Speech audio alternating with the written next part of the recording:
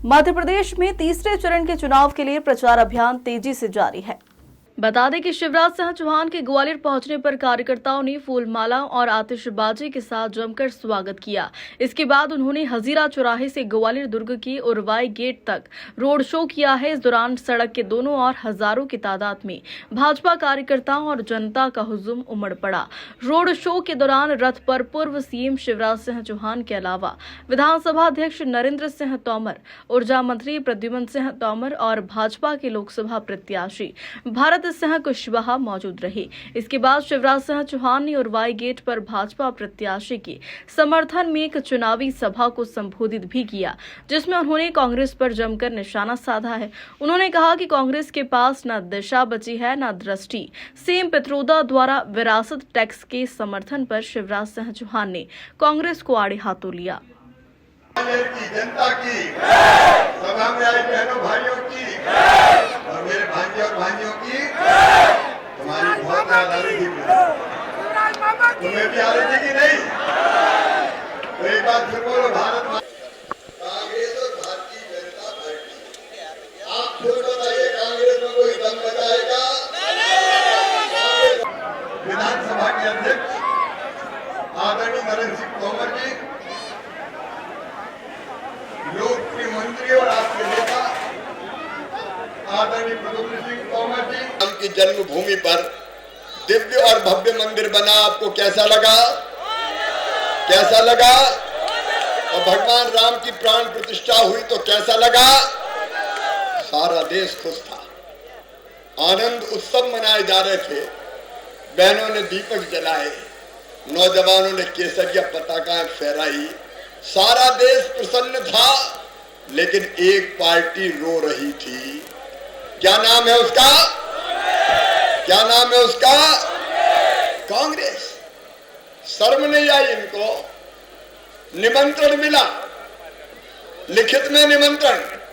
जब रामलला की प्राण प्रतिष्ठा का निमंत्रण मिला था तो जाना चाहिए था कि नहीं? जाना चाहिए था कि नहीं?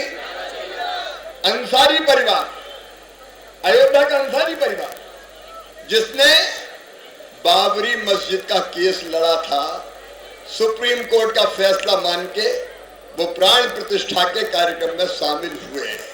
लेकिन कांग्रेस ने ऑन रिकॉर्ड लिख के कह दिया, हम नहीं जाएंगे, मुहूर्त खराब है। खामियां बताते हुए मना किया। आप बताओ ग्वालियर वालों, भगवान राम की प्राण प्रतिष्ठा होनी थी तो उसके लिए कोई मुहूर्त की जरूरत थी क्या? काय का मुहूर्त? लेकिन कांग्रेस की कुंडली में लगता राहु केतु बैठ गया और बुद्धि पे मंथरा सवार हो गई। जाको प्रभु दारुण दुख देही, बाकी मती पहले हर ले। उल्टे फैसले कांग्रेस कर रही है। विनाश काले, विनाश काले, ये विनाश काले विपरीत बुद्धि। अब आप बताओ, एक मिनट बेटा, समय कम है। जिनने मंदिर की प्राण प्रतिष्ठा में जाने से इनकार कर दिया, उनको वोट देना चाहिए क्या? जोर से बताओ, देना चाहिए क्या? अजब गजब फैसले कांग्रेस कर रही है। प्रद्युम्न तोमर बहुत जल्दी समझ गए कहां हो भाई, ये तो बहुत जल्दी समझ गए, इसे छोड़ छाड़ के अपने संग आ गए। एक बार उचित समय पर उचित फैसला किया। ऐसे में कौन विवेकवान व्यक्ति कांग्रेस में रहना चाहेगा? अभी और आश्चर्य हुआ, सबने पढ़ा होगा, सैम पित्रोदा ये राजीव गांधी जी के राजनीतिक सलाहकार रहे। सैम पित्रोदा ये राहुल गांधी के गुरु हैं। सैम पित्रोदा जी कह रहे हैं कि विरासत कर लगना चाहिए। ग्वालियर वालों ध्यान से सुनना, विरासत टैक्स, ये विरासत कर क्या है? ये विरासत कर का मतलब अमेरिका में लगता है अगर कोई मृत्यु हो जाए किसी की, तो अपने यहाँ तो भारत में हर एक माता पिता संपत्ति जोड़ जोड़ के रखते हैं ताकि अपने बेटा बेटी को कुछ दे के जाए। लेकिन अगर कोई मर गया और उसने संपत्ति जोड़ी है तो उसका 55% हिस्सा सरकार अपने पास रख लेगी, जब्त कर लेगी। उनके बच्चों को मिलेगा केवल 45%। ये अमेरिका का कानून है। लेकिन राहुल गांधी जी, सैम पित्रोदा जी, भारत अमेरिका नहीं है। हमारी संस्कृति, हमारे जीवन मूल्य, हमारी परंपराएं सब अलग है। आप बताओ, अपनी संपत्ति सरकार को हड़पने दोगे क्या? जोर से बताओ, हड़पने दोगे क्या? मैं कई फैसले ऐसे बता सकता हूं। धारा 370 का विरोध करना, हटाने का, 3 तलाक का विरोध करना, कितने फैसले ऐसे जो कांग्रेस ने किए। अब इसके बाद कांग्रेस का कोई औचित्य बचता है क्या?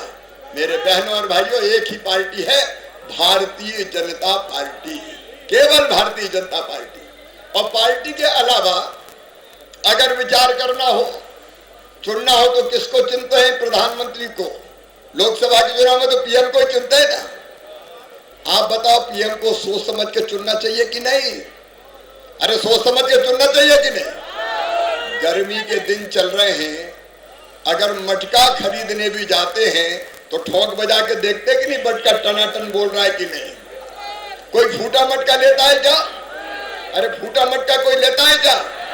तो हमने तय किया है, भारतीय जनता पार्टी ने, एनडीए ने और देश ने भी, कि भारत के प्रधानमंत्री बीजेपी एनडीए जीतेगी और नरेंद्र मोदी जी होंगे।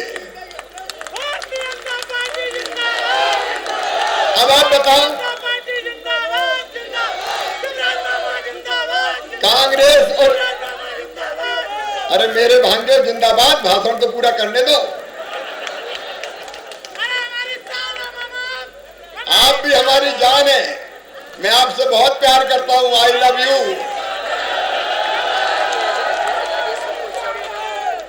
लेकिन मैं आपसे कह रहा था, औसत बुद्धि का व्यक्ति भी सोचे कि इंडी गठबंधन का कोई प्रधानमंत्री तय है, कोई नाम तय है, राहुल बाबा तय है और कोई नेता तय है। अभी तक उनका प्रधानमंत्री का अता पता नहीं है, किसको बनाएंगे? आप बताओ, आप बिना देखे, बिना जांचे, बिना परखे ऐसे ही वोट दे देंगे? किसी को भी पीएम बना देना, धन्नू पन्ना, लल्लू कल्ला, मन्ना जुम्मन। किसके लिए वोट दें कांग्रेस को?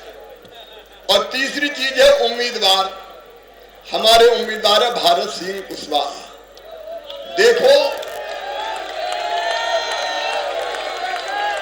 देखो भैया, भाइयों और बहनों, भगवान पहले से ही तय, कांग्रेस में ना दिशा बची है और ना दृष्टि बची है। एक के बाद एक गलत फैसले कांग्रेस कर रही है। ऐसे फैसले जो कांग्रेस को पूरी तरह से रसातल में ले जा रहे हैं, विनाश काले विपरीत बुद्धि, और इसलिए कांग्रेस का पतन हो रहा है। अच्छे सारे लोग कांग्रेस छोड़ रहे हैं। आज मैं ग्वालियर चंबल संभाग में था, 2 तारीख को मैं फिर आने वाला हूं। मुझे कहते हुए प्रसन्नता है कि चारों तरफ वातावरण मोदीमय है, भाजपामय है। मैं आज 2 सीटों पर गया, एक ग्वालियर और एक मुरैना, अलग अलग 6 सभा के बाद ये 7वीं सभा थी। चारों तरफ भारतीय जनता पार्टी के समर्थन में लहर नई आंधी चल रही है और मध्य प्रदेश की भी 29 की 29 सीटें भारतीय जनता पार्टी जीतने वाली है। देश के लिए, विकास के लिए और जन कल्याण के लिए एकमात्र मोदी जी विकल्प है। मोदी जी के प्रति जनता के मन में श्रद्धा है और भक्ति है, और जनता मध्य प्रदेश की तय कर चुकी है कि 29 सीटें जीतकर मोदी जी को तीसरी बार पीएम बनाना है।